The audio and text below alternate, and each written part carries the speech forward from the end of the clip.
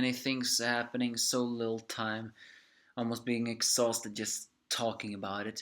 But yeah, this turns out that this Shokugeki from Shokugeki no Soma, hi for those who are watching, is the angry anime fan that this very reviewer is not exactly what I thought it would be. I hoped it would be a team battle, one group against one group, and in a way it is, but it's still one on one.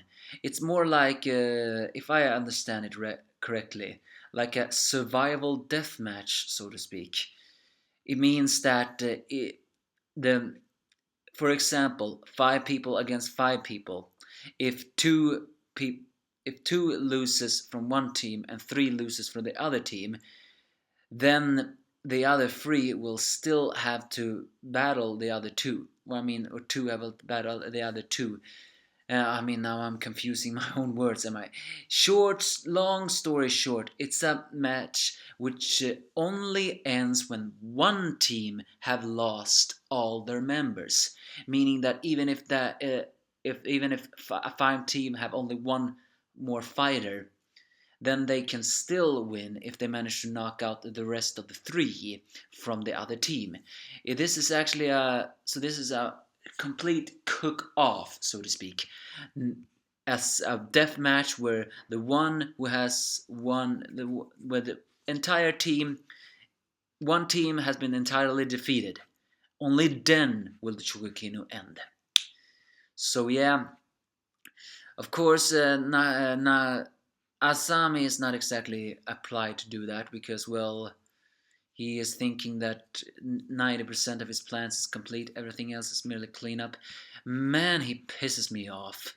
But yeah, Yoshiro proves himself to be Soma's son by betting the one thing he actually shouldn't bet. I still think that including Erina in this would also have been a very huge cost, but no, he decides to play something much more, for Asami at least, valuable.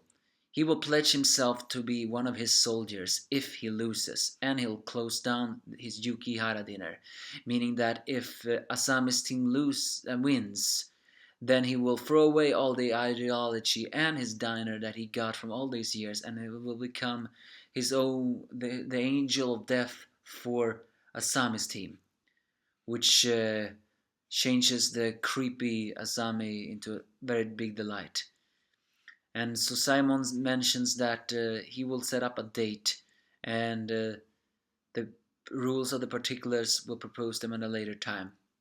Of course, Asami is already thinking that he is win, but the fact that he considers the diner to be a disgrace to Yochiro's name because it serves commoners.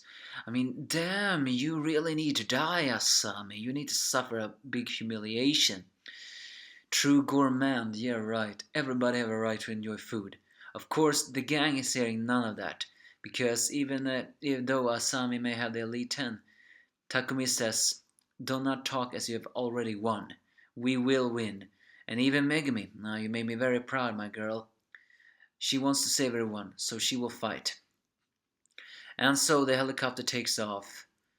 But Yoichiro does say to them that we need to get her into special training, because he does say that you may have spunk Takumi-kun, but you still do not have the power needed to face the Elite Ten, much to Megumi's fear.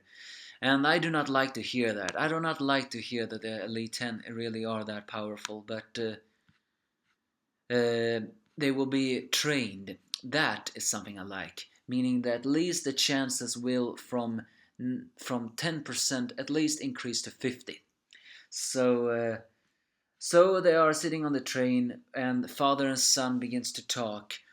Then for the first time, the confident Soma is actually changing his face to a little bit more anger and confusing about why do you bet the diner and what is Nakamura senpai's deal, stuff like that, because he, after all, for he always knew his dad was an amazing cook. He just didn't know he was an amazing cook around the world. So, and also it's confirmed that Dojima Gin was indeed on the side of the rebels. It's just that he is being neutral in order to hide his true intentions. He, Yoshiro, and Saizamon have working behind the scenes in trying to find a way to break off the Asami administration. Yes! Yes! This may very well be the key to end Asami's dictatorship. Because he says, all for the sake of this one day. He knew that Asami would never have accepted that Shokugeki unless Yoshiro himself came into person. So he is taking advantage of this exam in order to find an opening. So Megumi and Takumi begins to ask what exactly happened in the generation. And for the first time, finally, we will get some answers. He begins to talk and reveal to us that the one who was the greatest chef of them all was Yoshiro. It was not Gin. It was Yoshiro, because in their battles, um, the to I mean, wait a moment. There was something I lost, because even though Joji McGinn says that records of all the Shokugeki I've had against were 121 wins and 101 losses, he still says that the ultimate chef was Saiba Yoshiro. And so we get a flashback when they were in the second year on how they always challenged different people to expand their territory and also draw in others. And even we see a young Nakamura there. This also confirms that Soma inherited his charisma from Yoshiro, because Gin says that for a bit aggressive and crazy, his calm atmosphere attracted people to him wherever he wanted it or not.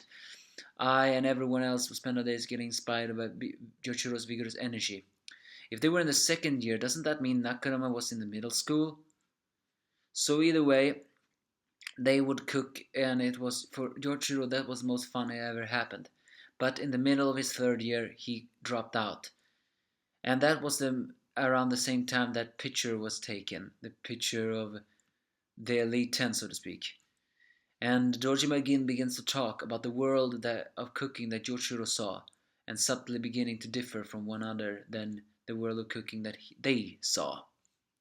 So yeah, we will finally get some blast from the past. We will see why Asami is so obsessed of correcting the cooking world that's apparently ruined his beloved. I think I threw up in my mouth a little. Saiba Senpai's world of cooking. Moreover, why did Yoshiro drop out? What kind of trauma did he feel? And will we finally at least get one glimpse of the Yukihara mother? Who knows? Give me your thoughts if you have any.